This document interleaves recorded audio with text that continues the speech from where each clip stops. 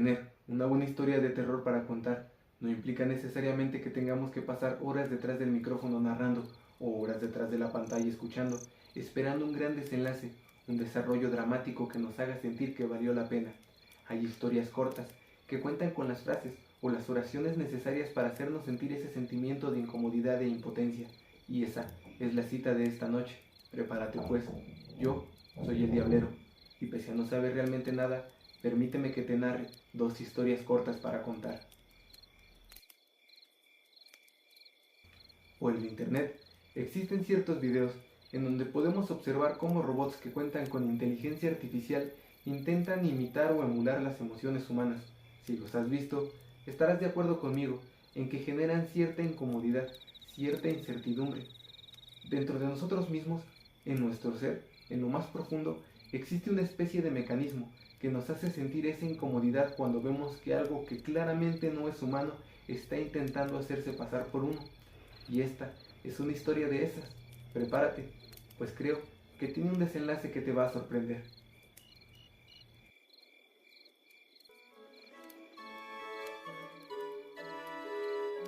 Los espectáculos de entretenimiento de la antigüedad eran muy diferentes a lo que estás acostumbrado a ver hoy en día en la actualidad, por lo que las obras de teatro o shows de magia tenían una gran relevancia. Pero en los años de 1920, un espectáculo en específico cautivó rápidamente a la audiencia y en muy poco tiempo se volvió muy famoso. El artista en cuestión se llamaba Charlie McCarthy. Este hombre, que presentaba un show bastante sencillo, utilizaba un muñeco para realizar un show de ventriloquismo, el cual consiste en darle voz a objetos, mayormente muñecos, haciéndolos parecer que estos tienen su propia voz y pueden hablar contigo. Lo llamativo en sus presentaciones era el muñeco que utilizaba, que tenía por nombre Edgar. Edgar representaba un niño de 8 a 11 años de edad aproximadamente. Su complexión era la de un niño bastante gordito, y sus rasgos parecían demasiado expresivos. Otro de los aspectos más llamativos de Edgar era su tamaño, pues comparado con el promedio de muñecos de aquella época que se utilizaban, Edgar lo sobrepasaba sin ningún problema. También, algo característico eran sus ojos de madera, que parecían tener una mirada escalofriante y triste, quizás hasta algo deprimente. Las presentaciones de McCartney cobraron gran relevancia en muy poco tiempo, debido en gran parte a demostrar que era un verdadero maestro en su arte, pues era imposible notar el más mínimo movimiento de sus labios para que su muñeco Edgar pudiera hablar con él. Por su enorme talento durante sus actos, las personas pensaban que se trataba de una magia maligna, la que hacía que el muñeco conversara con McCarthy. También se incluye el hecho de que McCarthy tenía un cuidado especial con el muñeco, ya que solo él podía manipularlo, nadie aparte de él, ni siquiera su personal de trabajo. Solo él podía tocarlo y guardarlo en su caja, la cual cerraba con una llave que siempre cargaba con él y cuidaba con recelo.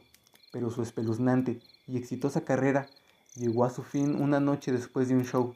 Los trabajadores del teatro se acercaron a su camerino para avisar que el recinto se encontraba cerrado y que debía retirarse, pero nadie contestó al llamado por dentro. Debido a esto, decidieron entrar al camarote del artista, pero lo que vieron los dejó sorprendidos y aterrados, ya que McCarthy estaba tendido en el suelo, muerto y con el cuello totalmente destrozado, por lo que decidieron llamar a la policía de inmediato. Luego de unos momentos, los trabajadores decidieron centrarse en encontrar al muñeco. La primera hipótesis que tuvieron fue que alguien entró para robar el muñeco y al enfrentarse a McCarthy terminó por asesinarlo. Después de un rato, encontraron la caja del muñeco, pero cuando la abrieron, se encontraron con algo aún más terrorífico. El muñeco Edgar seguía ahí, totalmente batido en sangre. Edgar estaba boca arriba, con su característica mirada escalofriante y deprimente. Los oficiales sintieron verdadero temor de tocarlo, pero debían realizar los peritajes necesarios para comprender qué es lo que había ocurrido. Al comenzar el análisis, descubrieron algo que dejaba el asesinato de McCarthy en segundo plano. El muñeco en realidad no lo era, sino que se trataba del cadáver de un niño. En sus pequeños dedos se encontraron huellas dactilares, y su rostro, para ocultar la palidez de su estado, estaba tapado con una máscara de látex. Lo que más llama la atención y desconcierta al mismo tiempo es que después de haber cargado con el muñeco por todo ese tiempo, este seguía perfectamente conservado, y se desconoce cómo es que McCarthy logró hacer esto. También se descubrió algo bastante deprimente y terrorífico. El cadáver se trataba de su propio hijo. Se piensa que debido al gran dolor que sufrió por su pérdida, decidió hacerlo parte de su acto para estar con él, y con su talento darle vida una vez más. Antes del uso tan normalizado que tenemos hoy en día de las redes sociales, e inclusive antes de su llegada, la manera más efectiva para comunicarnos con las personas que se encontraban lejos era mediante el correo, utilizando cartas. El recibir una carta normalmente era una señal de buenas noticias. Finalmente, sabríamos qué fue de esa persona que se encuentra lejos y de la que hace mucho tiempo no sabíamos, ya sean amigos o familiares. El recibir una carta generaba un sentimiento de emoción, incluso de felicidad, pero por desgracia, la primera historia que te voy a contar no entra dentro de esas historias. Esto es lo peor que he hecho. Esta fue la frase con la que aquella extraña carta recibía a una desconsolada madre para adentrarla en uno de los peores momentos de su vida. Faltaban solo un par de días para el aniversario de la desaparición de la pequeña de la familia, y aunque realmente ya todos estaban resignados, la madre aún no perdía la esperanza.